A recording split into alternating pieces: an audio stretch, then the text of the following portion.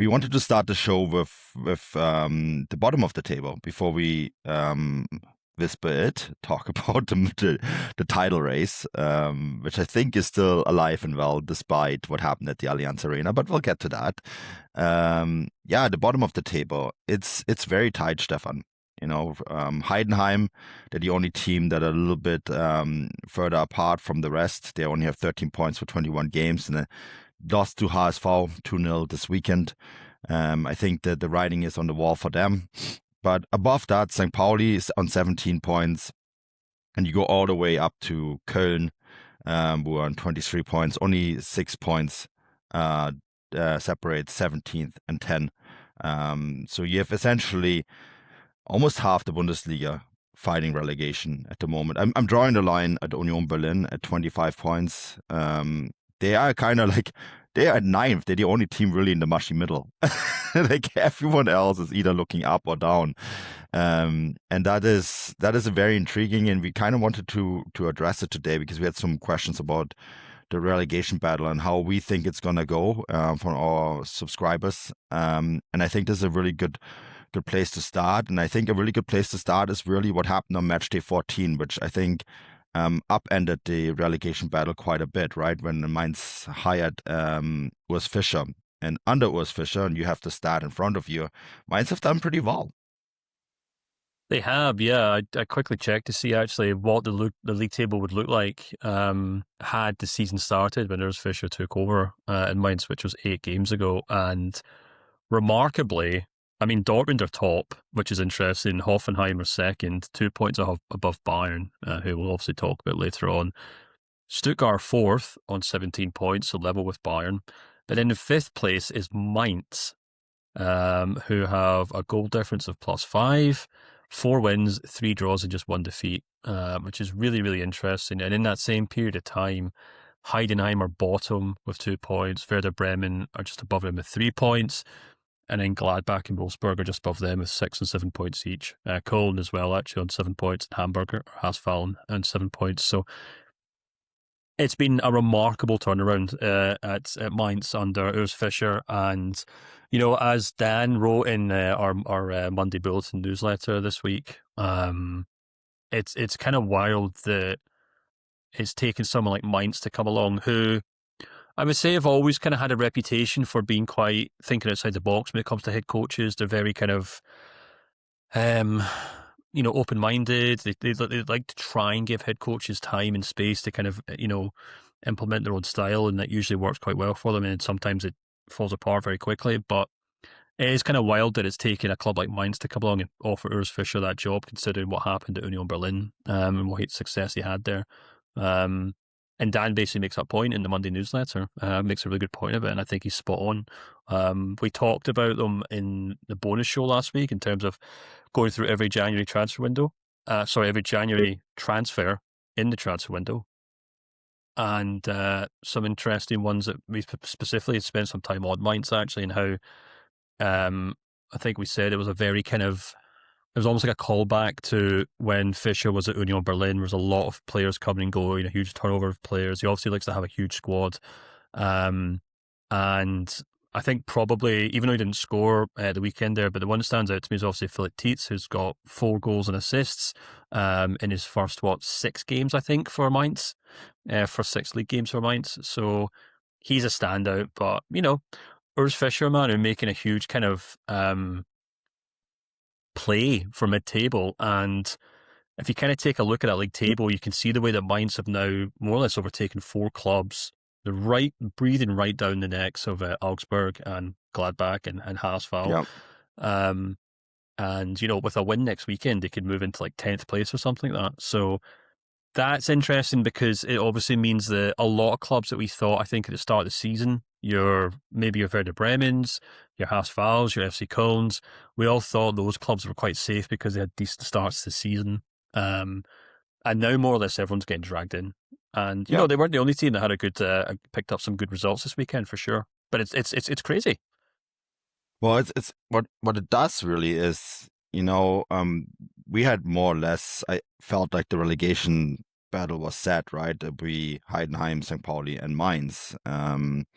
and maybe Augsburg as well, who had a poor start. And then Gladbach had a really, really terrible start as well, but stabilized quite quickly under Polanski. So we kind of felt like, okay, well, Mainz and Heidenheim are probably the teams in trouble. But what this coaching change did is that by jumping up and racing up the table like that, and it is actually really interesting that of those teams that are in it, Köln and HSV are the two new teams are probably in the best position. HSV even have a game in hand, right? They win that. They're in the same kind of category than Union Berlin, in a pretty good spot. Köln, yeah, I think they've gone through the worst of the season. A few weeks ago, there's a lot of trouble with Kwasniok on the banners that said, okay, Kwasniok, right, which is like yok is the Turkish slang word for no, or out. And they looked, I watched a little bit of the Köln-Leipzig game, and, they were very unlucky to not get more out of that game. And HSV, of course, with the win. So, these teams are getting points, but what it really does is with Mainz now racing up the table, you have teams like Bremen and Wolfsburg who probably thought this was going to be not a great season, but a relatively safe season. And Bremen, of course, started the year with such an incredible, interesting project with Horst Steffen, and they threw that out of the window last week. Clemens Fritz, the sporting director, obviously still in charge despite all the turmoil and the very poor squad that they put together. I think it's very safe to say that the club hasn't done a very good job equipping Horst Steffen, and probably haven't done a good enough job to equip Tione either, to be quite honest with you, Stefan. And then, of course, Wolfsburg, who, despite all their riches and despite all their investments, I mean, they paid 9.5 million euros for a relatively unknown Japanese striker from Holland, who I think is a good prospect. We talked about him last week. But, those clubs all of a sudden are looking above the table now when it comes to Mainz. And I think that upends quite a little bit of the narrative in the relegation battle, doesn't it? Yeah, I think so, for sure. I mean, you're absolutely right to say that I think we had some preconceptions at the start of the season as to who was going to get relegated. They obviously want Heidenheim, and I think they've been quite open about it themselves over the years and saying, I think I made a comment about it last week. They're here for a good time, not a long time, to an extent in the Bundesliga. And, and Frank Schmidt's the first person to kind of just shrug his shoulders and say, well, if we get relegated, we get relegated. They're not Schalke, they're not HSV, they're not exactly going to get bogged down by debt or anything like that. They haven't overplayed their hand by any means. But even like Heidenheim, they were really unfortunate to lose to Dortmund last weekend. They put up a really good fight against Leipzig before that. Took a point at Wolfsburg. I didn't get a chance to watch the game against HSV. Obviously, a huge result for HSV in that game. One of the first away wins for them in a while to kind of push them up the table. A really necessary one, actually, because they had one of the worst away records prior to this match day. But we've kind of seen a lot of these kind of clubs kind of have these little kind of spells, except maybe Heidenheim and possibly St. Pauli, the two teams that haven't really seen anything. We're kind of waiting to see what Bremen can do because they've obviously made a manager change. So we'll also have to wait and see whether that can see them kind of get some sort of manager bounce, much like, as we said, Mainz have obviously had. But, even like a club like Gladbach, who obviously had something of a of a manager bounce under interim head coach Polanski, and now they've kind of struggled and they're kind of now drawing games that they should be winning perhaps, is concerning. And like the only thing I'd also add is maybe worth keeping an eye on Wolfsburg and all this as well. I wrote in the Monday Bulletin, and this kind of, I'll come on to talk about it when we go on to talk about Dortmund going forward, but their underlying stats suggest to me that they're not really as bad as the league table would suggest. They're putting up decent XG numbers. They're matching some good teams man for man or blow for blow, if you will. Dortmund, a good example of that. And they've got some interesting games coming up against the teams around them in the table. So if they can kind of take that kind of attacking, ability and actually start converting their chances, I wouldn't be surprised if they start pulling up the table, which then in turn pulls a lot of the other clubs back down. But I think all you need to know is the fact that, Freiburg are 7th there and they're on a -1 goal difference. That just shows how hard the league has been under below that kind of top 6, top 8 maybe.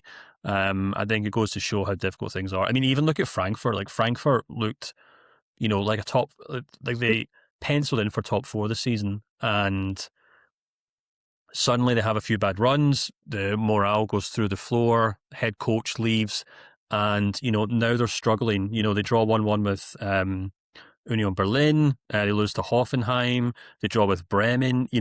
Suddenly they're struggling to beat these teams as well. So it's a really, really, really tight bottom half of the table, if you will. And a club like Mainz just kind of pulling forward with under Urs Fischer over the course of like eight weeks, just completely knocks everyone off their peg, so to speak. I was gonna make the point that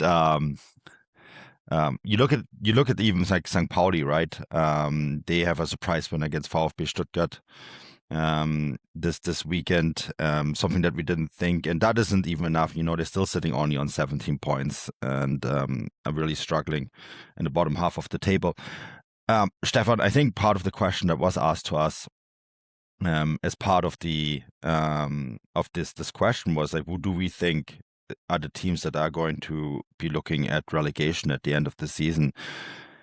And I actually think the way it is set up right now is probably the likely outcome. I'm not sure that maybe the 16th is cemented, but 17th and 18th, I think if someone tells me by the end of the season St. Pauli and Heidenheim are directly relegated and Bremen are in the playoff, or maybe Augsburg in the playoff, that wouldn't really surprise me that much. Yeah, I think I said as much. I think it was someone in the Matchday chat on Substack with our paid subscribers asked, and I said Heidenheim and St. Pauli are the ones for me. I did say it's worth keeping an eye on Köln and Haasval, who have kind of ran out of steam a little bit. This was obviously before Haasval picked up a big win against Heidenheim. But yeah, I'd be saying right now, I'd be saying St. Pauli and Heidenheim for the 2 automatic spots, and then you've kind of got your Bremens, Wolfsburgs, Gladbach, and maybe Haasval and Köln for that relegation playoff spot. I do acknowledge that I've just named half the league there, so I'm kind of hedging my bets a little bit there. But I think if I had to guess, if I put money on one of those teams to go down right now, it probably would be Heidenheim for sure. I mean, it's so hard to tell then too who you're going to get from the Zweite Bundesliga in that promotion playoff spot, right? Right now that's Paderborn, but there's Hertha, there's Hannover, there's Elversberg, who played in it last year, so they will have some experience in it, who are still in the race for it as well. So yeah, like getting into that, the Bundesliga tends to win those relegation playoff games, but it's not necessarily something you want to rely on either. So it's definitely an interesting one because it is so close. But I think right now, what we're seeing right now is probably the likeliest outcome, which is good news for HSV and Köln fans because they are not really a big part of that conversation, even though they're newly promoted. And having those 2 clubs stay in the league, I think, is remarkable, and would be a really good thing for the long-term health of the competition in the Bundesliga.